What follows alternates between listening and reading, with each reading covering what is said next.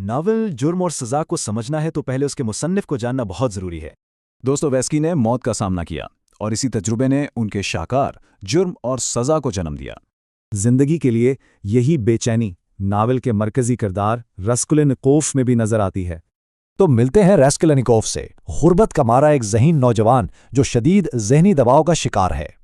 वो एक खतरनाक नजरिया घड़ता है जो उसके खौफनाक मंसूबे को जायज़ ठहरा सके।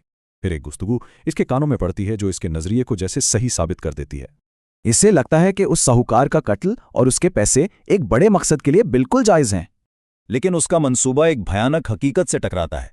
एक नहीं बल्कि 2 कत्ल हो जाते हैं। हैरत की बात यह है कि वो पकड़ा नहीं जाता। तो फिर इसकी असल सज़ा क्या थी? उसकी असल सज़ा कानून की नहीं बल्कि नफ्सियाती है। वो अपने ही बनाए हुए जहन्नम में गिरता चला जाता है। हर मुलाकात, हर बातचीत एक खौफ बन जाती है। उसका अपना दिमाग ही उसका सबसे बड़ा दुश्मन है।